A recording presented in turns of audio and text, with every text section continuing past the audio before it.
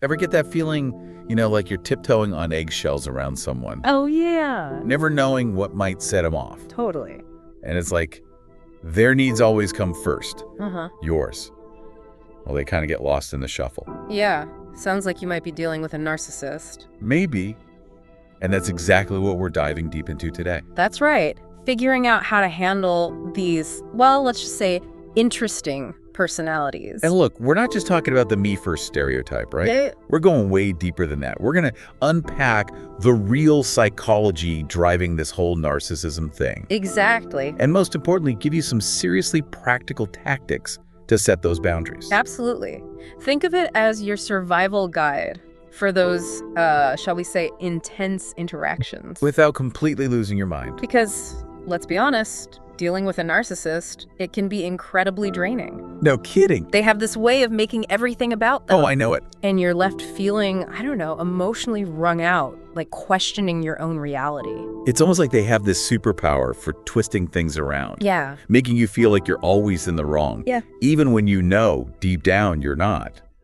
It's maddening. Absolutely. And the reason it's so hard to break free to change those patterns is because at the core of it all, narcissism, it comes from a really deep lack of empathy. Okay, so it's not just them being selfish on purpose. Nope.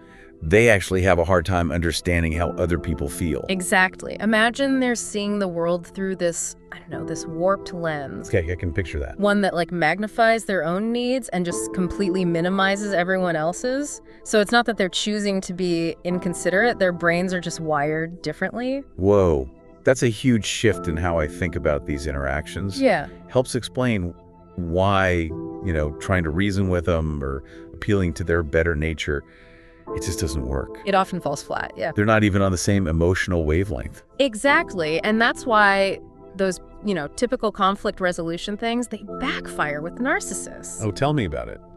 Because you can't expect someone who struggles with empathy to just suddenly get your perspective. Right. Or take responsibility for what they've done.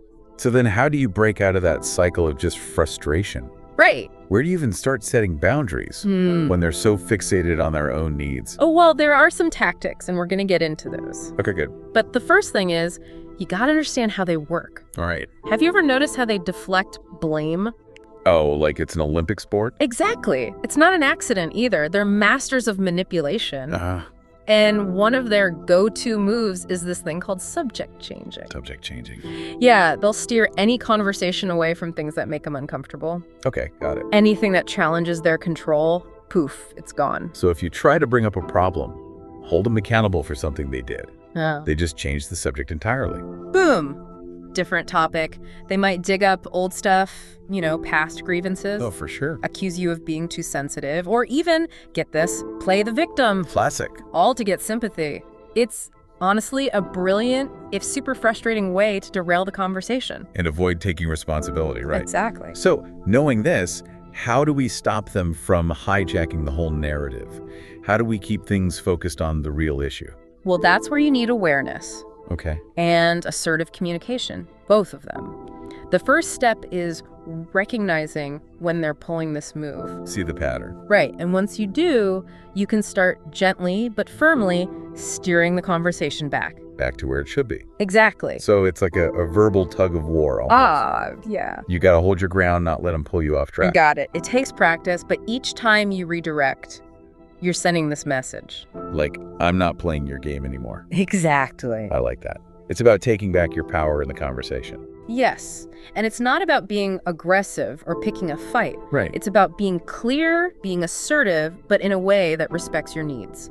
Okay, so redirecting is one tactic. What else can we do, especially when it comes to, their emotions? How do we create those healthy boundaries? This is a big one. Don't take responsibility for their feelings. Ooh, that's a tough one. You are not responsible for their happiness, their anger, any emotion they throw at you.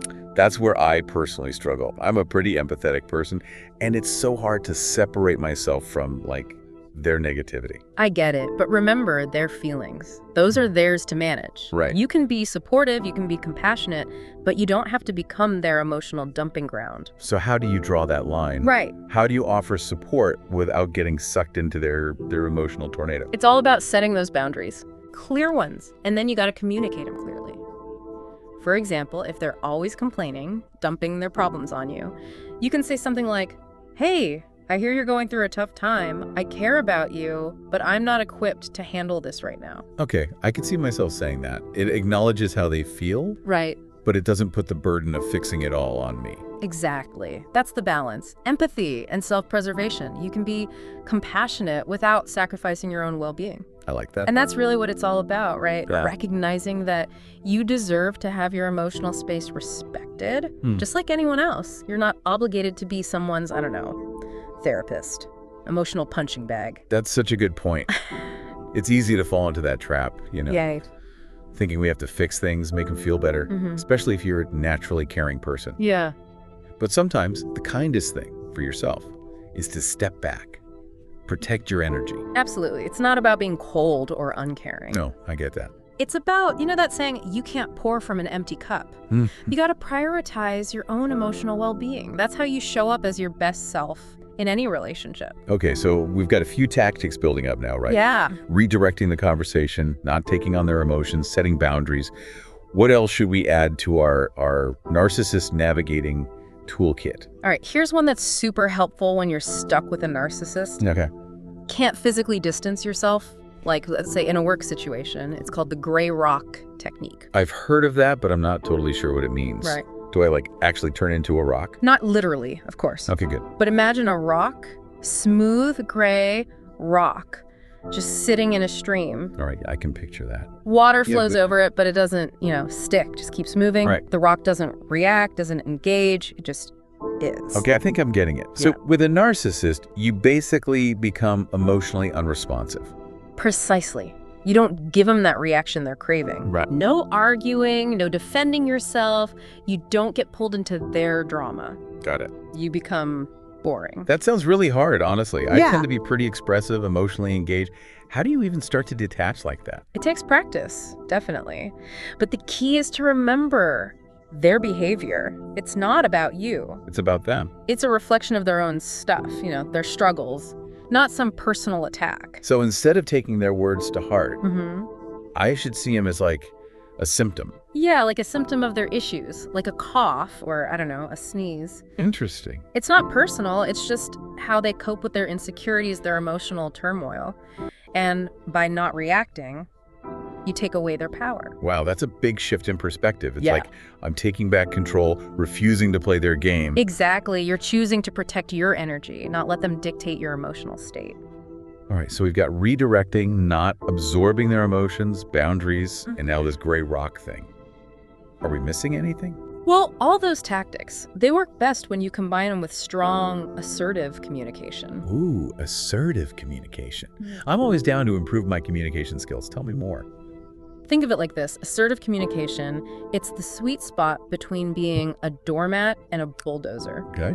It's about expressing your needs, your boundaries, clearly, confidently, but not aggressively. So it's not about attacking them or trying to win. It's about standing up for yourself in a way that respects both of you, even if they're not exactly being respectful back. Exactly. Finding that balance. You honor your needs, maintain a respectful tone, even when they're being, difficult. Okay, I'm with you. How do we actually do that? Right. Put this assertive communication into practice, especially when they're so good at manipulating and twisting things. One helpful technique, Right.